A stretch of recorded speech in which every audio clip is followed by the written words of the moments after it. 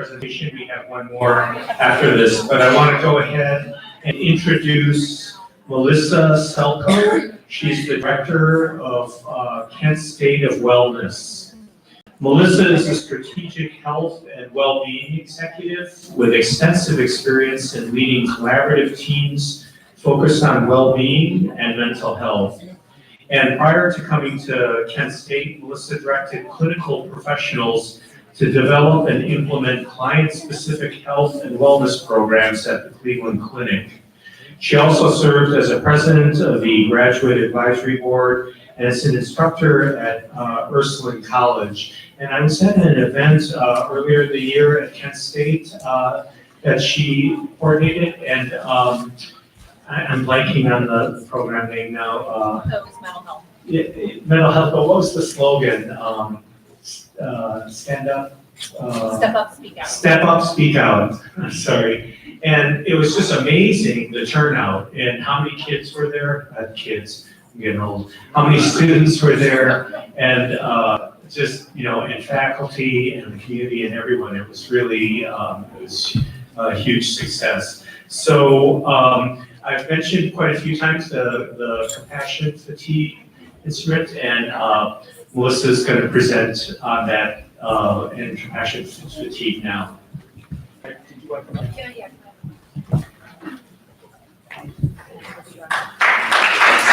Thanks, everybody.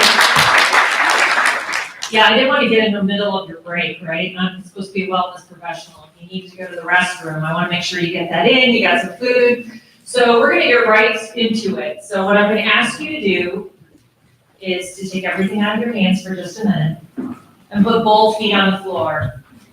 So if you're a clinician, you know what I'm going to ask you. Kind of square yourself up in your chair and ground yourself by putting the feet on the floor.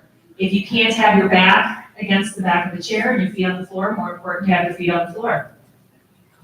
And just let your hands relax in your lap and go ahead and close your eyes.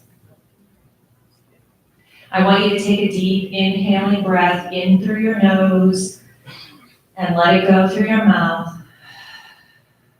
And again, and let it go. And this time I want you on the inhaling breath, draw those shoulders up toward the ears and tense the body. Inhale, shoulders up, tense the body, hold the breath, and this time exhale and drop the shoulders. And one more time, inhale, pull the shoulders up, exhale, drop the shoulders. There you go. Lots of heavy things that you deal with on a daily basis, and today was probably not a respite from that. Hopefully the ability to connect with other colleagues has been helpful, because that sense of connection and community and that sense of support that we can give each other is so important. So my work at Kent State University is to, not thankfully on my own, but to keep at the forefront of everything that we do, the health and well-being of every single individual on our campus. That includes students, faculty, and staff. It extends into the community. It extends into the work that we do in the state of Ohio and our connection to higher education across the country. So I want to make sure that you've completed your survey, and I'm going to touch on it, but the reason I want to make sure that you complete the survey is so that you're thinking about the areas that you might need to address for yourself professionally. Because we're turning the tables. We're thinking about ourselves as caregivers. The most important work that I think I've probably ever done in my entire career, I did standing and sitting in nursing stations at the main campus of the Cleveland Clinic. And I had the opportunity to work with caregivers, some of which have been doing their work for 30 years, to understand what it was that they needed during their long shifts. Not only to sustain the body, right, to be really present physically, but also what did they need mentally and emotionally. So for the last 30 years or so, I've been meditating as a part of my own personal practice, and I have spent a lot of time educating myself so that I can go out and help others. And I led groups of caregivers, nurses in particular, to learn how meditation can make a difference in their life. But you cannot meditate your way out of a dysfunctional system. And you all know that. So pay attention to the way that you've answered these questions. In particular, I want you to think about question number 21. Do you feel overwhelmed by your workload? Because it doesn't matter how much healthy food, it doesn't matter how many programs they have for you, if you can't get to any of them because you're overwhelmed by your load of work, then it's not relevant to you. And then also, number 10, feeling trapped by your job. You may have spent all the way through your master's work or perhaps your PhD in work that you find maybe in your 50s, you no longer feel serves you. And no amount of exercise is going to help you with that particular issue. And then number 26, and I love the word that they use, bogged down by the system. That's a little bit of an understatement, isn't it? Bogged down, overwhelmed, stressed out, too much paperwork. All of these things can get in the way. And so we're going to talk about, and we are going to talk about, all the things that we need to do to help ourselves be healthy and happy on a daily basis. But many of you sitting in this room lead teams of people. And you need to remember that some of those things might be influencing your people. And so make sure that you tackle these things first before you encourage them to eat better or take a meditation class or go for a walk. Make sure that you are not making things more difficult and that you raise to those above you those issues first. So when I worked for the Cleveland Clinic, I had an enviable position because I had that robust and large institution behind me, and I would go to talk to large employers, and I would ask them, what do you think is some of the things that most impact the health and well-being of your employees? And the first time I heard it, it was surprising, but after a while I heard it often. They would say, they're too fat. Okay. And then I would dig deeper and say, how long of a commute does your average employee have? And what is your average salary? And let me see your health benefits. And do you have an employee assistance program? And how easy is it for someone to get care in your community? Can they go to a primary care physician and have high quality care? And they didn't have any of those answers. But they now had new questions, because health and well-being is a bigger question than just what we do. We need to look at, are we sitting in the right seat in the right organization? Are our leaders leading us in ways that help us accomplish this job? You can never come to the point where your own health and well-being is sacrificed to help a dysfunctional, bogged down system. And that was the thing that the nurses told me over and over again. I'm so grateful that you got me some healthy snacks in the nurses station. I'm so grateful that if I get 4 people together, you'll bring a yoga instructor and we can do yoga. All of those things are amazing. But I spend 4 out of my 12 hours doing paperwork. And then I have to come in early and do more paperwork. And that changed the dynamic for me about what it means to be healthy and happy, and to have an organization structured in such a way that you can attain those things. We've heard through all the presentations today about all the issues that we face, and you, all of you, know that better than anyone else. much better than I do. And so you need to make sure that that first and foremost is something that you're raising your voice collectively over. You can never, and I hear this at Kent State, lots of people know that we have financial things that we're working through ourselves, and they say we need to do more with less. And my answer is, you can't do more with less. You have to tell me what I'm going to cut. What are we going to do without? Because I'm not going to allow my health and well-being and those of our faculty and staff and our students to pay the burden and the price for that. So we'll have to figure out how to simplify. So I'm going to get down on that soapbox for a second. And I'm going to tell you a little bit about my own personal journey, because I'm probably the least formally, academically educated person in this room to talk about self-care, but I have my own personal journey. When I was in my mid-20s, I was diagnosed with cancer, and as part of my own health and well-being plan, in addition to surgery and some other things that I needed to go through, someone put the book, Full Catastrophe Living, in my hands.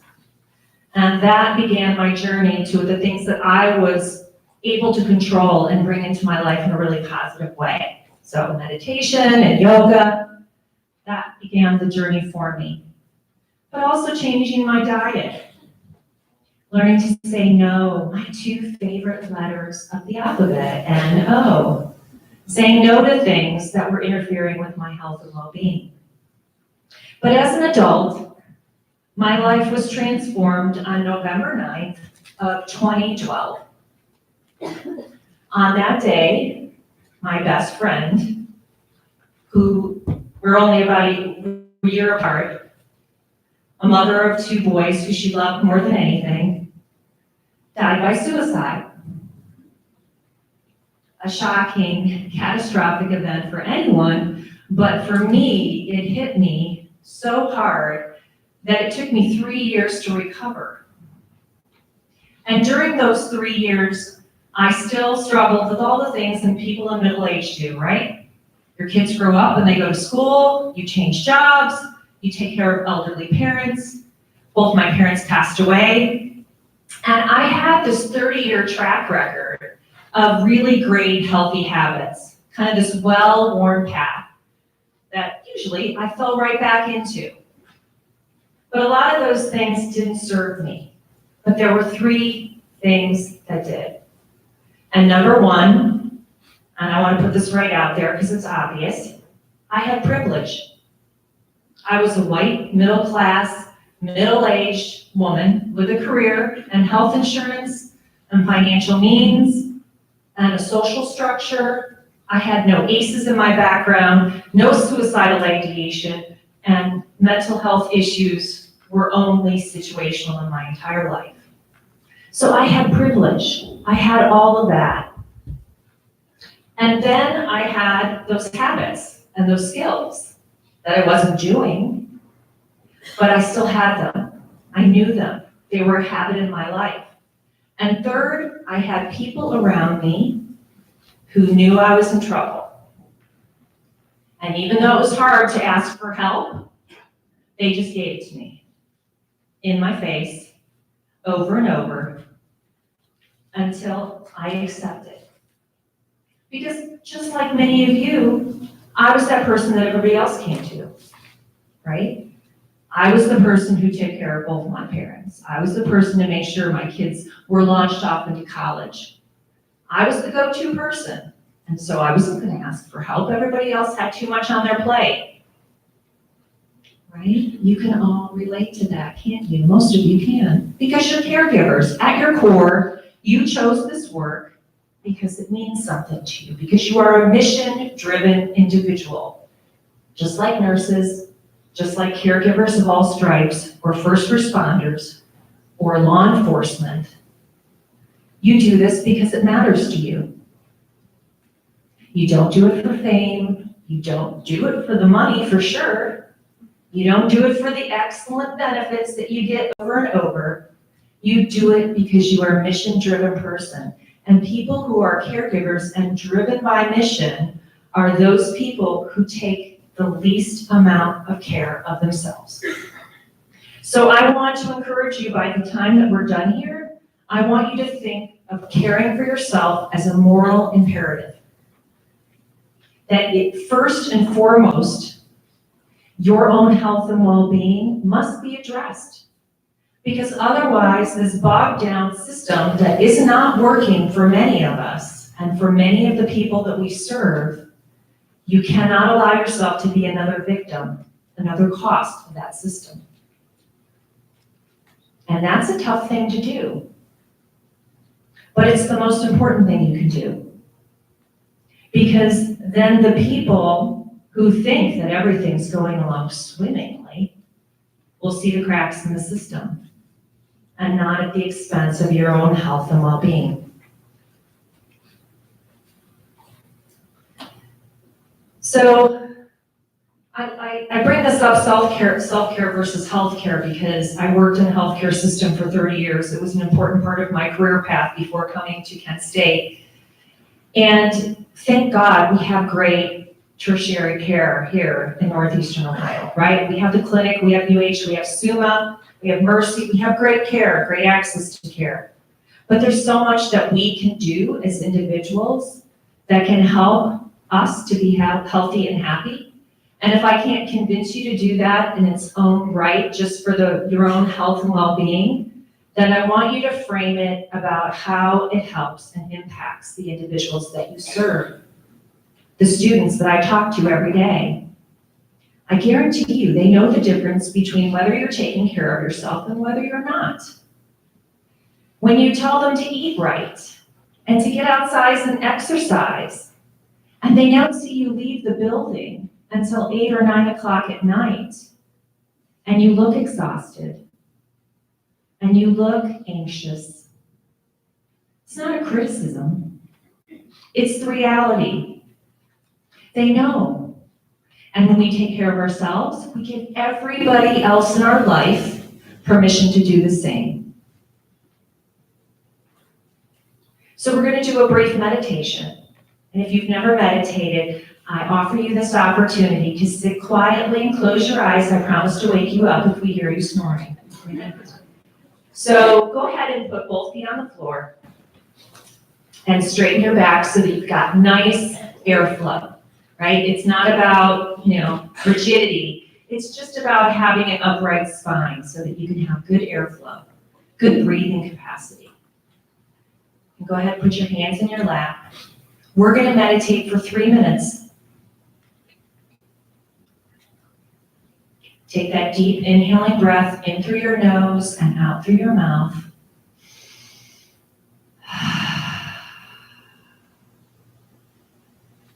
And then just breathe. Let your breath be natural and even. And see if you can connect with the place in your body where your breath lives. For some of us, we can feel our breath in the rise and the fall of our chest. You might experience the sensations in the back of the throat, or perhaps the tip of the nose. Wherever it is, just allow your attention and your awareness to settle in that place on your body.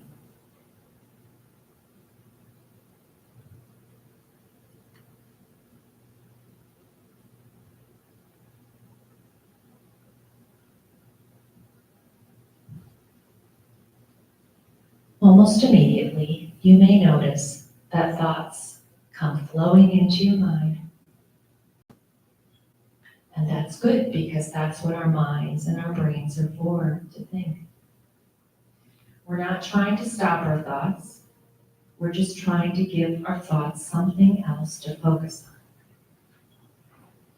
So allow the thoughts to go and bring your awareness back to where you see and feel your breath living in your body.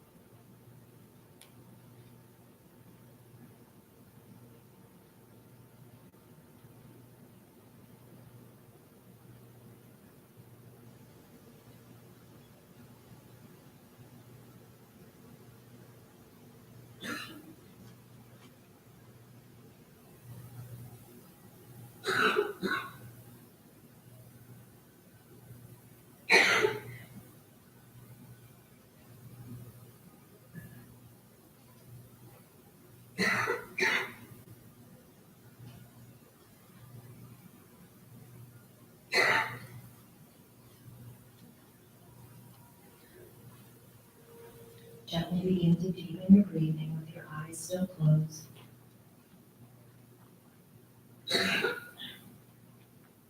Gently begin to move your fingers and your toes. And when you feel ready, go ahead and open your eyes and give yourself a nice long stretch. Remember tips to toes.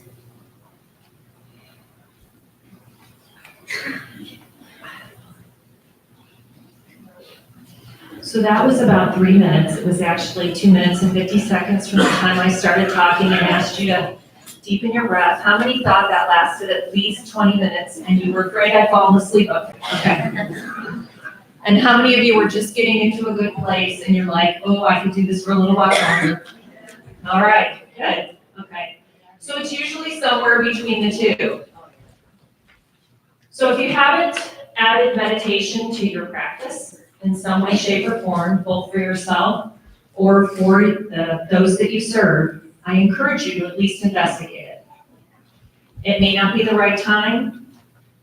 You may need to find a couple of different teachers, but meditation and a sense of mindfulness is really helpful at reducing anxiety, mild depression, improving sleep. It improves working memory capacity. We're actually in the midst of 2 long-term research studies at the Cleveland Clinic, Kent State, actually in connection with Cleveland Clinic, to show that it improves working memory capacity, so that ability to recall lots of pieces of information in a critical moment. So that's just one.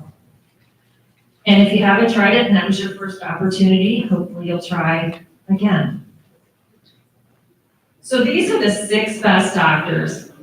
And this is my favorite, right? So this is 2,000 years old. This is from a Buddhist text, translated pretty closely from Sanskrit and shortened into sunshine, water, rest, air, exercise, and diet.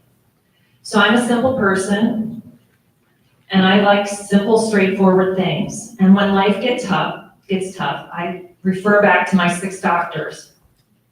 And I make sure that I go through a protocol that I know works for me. And over time, it's changed. For each person, it's different. So for exercise, it could just say physical activity or movement. Maybe it's going for a walk. Maybe it's going for a bike ride. Maybe it's going out into the garden or walking your dog, playing with your kids on the playground. It's movement. It's getting physical. It can be helpful. You may have folks that you're working with high anxiety, and that's not unusual. You may be experiencing, when you're working with them, an even heightened level anxiety. It can be helpful to spend some time moving with that person, going for a walk, walking around the small room, whatever the case may be. I love sunshine. We have all these students, and by February, they are all so pale, right? They just, especially if they're not from northeastern Ohio, they're almost panting from the lack of sunshine, right? Dr. Pam's shaking her head, she knows, right? By February or March. But the thing is that if you can get outside, even on the most overcast day, and I learned that the Ravenna Arsenal is not located here because of our high cloud cover, right? Thank you, Kurt, from Leadership Portage County. But the fact is that we still have really, really dense cloud cover. But when you get outside, research shows that you still activate vitamin D no matter how thick the clouds are, because the sun is still on the other side of them. And you still get something from it. And so getting outside and moving is the #1 thing that I tell the students. Walk down to the city, go down to the river, walk the Esplanade. And the same goes for all of us. Put on a hat, put on some comfy shoes, put on some long johns underneath your clothes, because it's going to be really cold according to the Farmer's Almanac this winter, and get outside. Research shows that almost all mental health conditions and illnesses are improved by being outside. There's a long-term study going on in Japan about a process called forest bathing. They live in a very tightly packed island nation, and the rates of suicidal ideation, depression, and anxiety are extraordinarily high. So beginning about 7 years ago, they started taking large bus loads of hundreds and hundreds of people and taking them out into their beautiful verdant forests and getting them out, doing some very simple biological tests on them at the beginning, and then taking them on a 20-minute walk. They don't even say anything. It's not like they're educating them on the plants or the flora or even the science behind why they're doing it. They just get them to walk. And then they check their blood pressure and their cortisol levels and all kinds of other things at the end. And it's astonishing. And then they follow them 24 hours later, and it's still astonishing. So get outside and get some movement. It's the number one thing I tell the students. And then we, of course, have water. If you go 36 hours without drinking a significant amount of water, your brain will actually shrink in size. You know this. We know this, but we forget because we have 9 patients that we need to see in a row. And you have 3 more meetings you need to get to. And you have to finish a PowerPoint presentation like I did this morning and raise Karen's anxiety level. Because I only had time to finish it this morning, between 5 and 8 a.m. So get yourself some water. Hydrate. When you're feeling cranky, or you're working with someone who's cranky, get them some water. Go for a walk outside. There's 3 of the doctors all put together. Get some fresh air. There's the doctor number 4. So the breathing exercise of focusing on our breath is so important. You know that. People come into your office or sit across from you who need services, and they're breathing way up here in their throat. They're filled with anxiety. And if you yourself are not focused and you're not breathing from your belly, from your abdomen, that deep diaphragmatic breathing, they're going to pull you up into your throat instead of you drawing them down into their belly.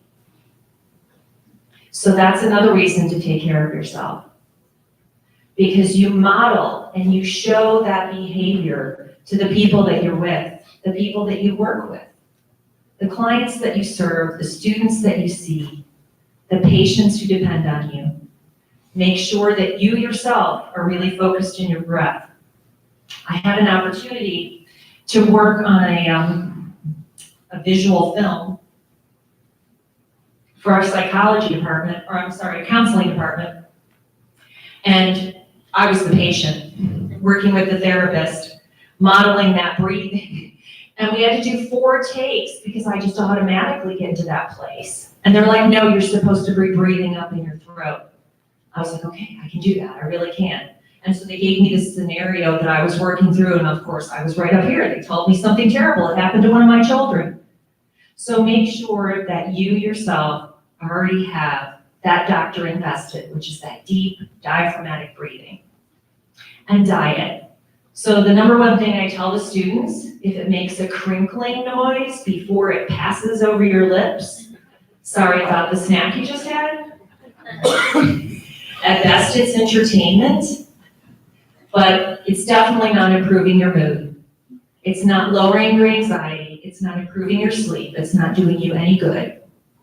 And I would love to convince all of you about why you should eat a plant-based diet, but just do your best to eat a healthy meal that your great or your grandparents would look at and identify as food, right? They may not know the fancy arugula and French radicchio that we have on our plates, but they recognize it as a green, right?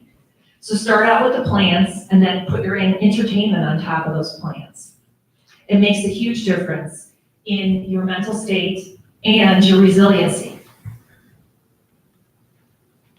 And because I think I can improve on the Buddhist tradition, no ego involved there, I add love, laughter, and hugs. And I changed the hugs to be connection. And that's what today is about, right? All these people, perhaps coworkers that you're with, or folks that you know from lots of the work that you've been doing in this community, we are each other's support. I see some of my coworkers and I know that I can go to them and talk to them about things that are happening, that are stressful and difficult. You need to have that support. You need it at home, you need it at work, and if you don't have it, you better figure out a way to get it. One of them can be to be that person that raises the issue in your own office, whatever it might be, to create opportunities for trust to build. Because trust is the most important foundational thing that we have with connection. And if you're not nurturing those relationships outside of work, and I mean in the family, I want to take you to a moment that will remind us all about what it's about. I had what has turned out to be the good fortune and blessing to be at the bedside of people taking their last breath. And I can tell you that the things that people talk about have nothing to do with their job. It's all about the people they loved, the difference they made, the things that really matter at their core. And if you really think about what stresses us out, and I mean beyond the day-to-day stress of work, it's when we realize that the way that we spend our day is not in alignment with the things that truly matter to us. And if we're not actually looking at our lives and figuring out what matters to us, then we better get to it. And so I passed around a 2-page form that if you want to pass it around to those, we're not going to do the exercise now. I encourage you to do it at your leisure. We don't have time to do it. We've already done the compassion fatigue, and I don't want to fatigue you with something else. But it's a way to think about how we spend our day. We have 168 hours in a week. I think I have that right. 168 hours in a week, 1,440 minutes in a day. We need to make sure that the majority of that time is spent on things that matter. So it's not your handheld computer, because I can assure you that that is not going to be your smartphone. It's not going to be with you at your deathbed. Right? That's not what we want to have there. We want our people that we love and that we care about surrounding us. One of my closest friends is in an a cappella group, and they sing people to the other side. They sing to people in their last moments on earth or close to the end. And she shared with me those videos. And those are powerful, because to them, that's what mattered. Song, connection, people around you that love you. And if we don't think in terms of the end, we don't spend the middle part doing the right things. We're anxious and stressed and depressed and sad and angry and frustrated and annoyed because we're not doing the right things.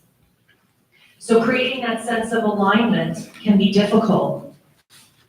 Over those 3 years after my best friend's death, my SSR score, the life stress-related score, was over 300 for 3 years in a row. And if anybody knows, that's like the highest you can have. But I had that well-worn path, those habits that served me.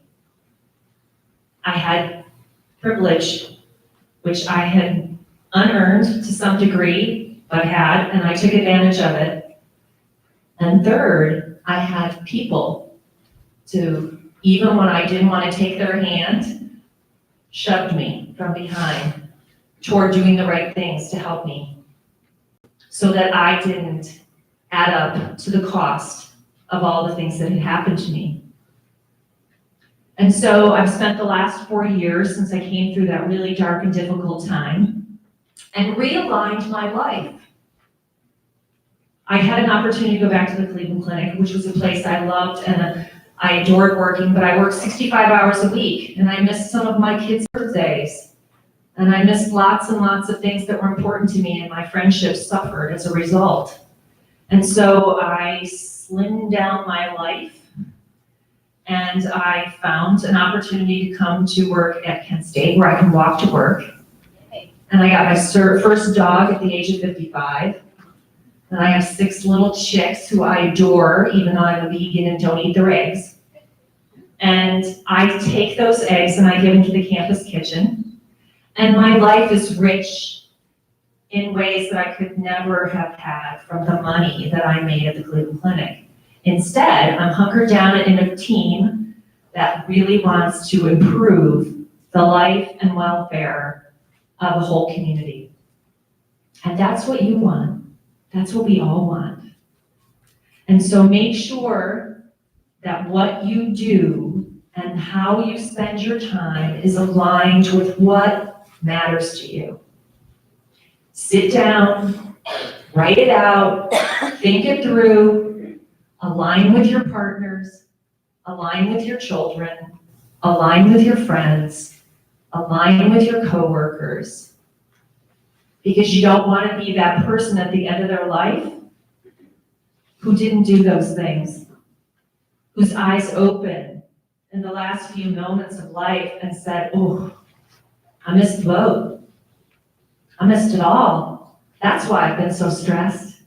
That's what I missed. I lived somebody else's life and not my own. So you can eat all the great food. You can get physical activity, but make sure that the way you're spending your time and what truly matters to you at your core is aligned. And then you can withstand the trials, the tribulations, and the difficulties of a bogged down system, of budget cuts, of increases in suicidal ideation, of higher rates of poverty. Because the whole system and all those people out there who don't have privilege and don't have resources and don't have education and don't have a support structure, if you can't help them, then they're really, really going to be at a loss.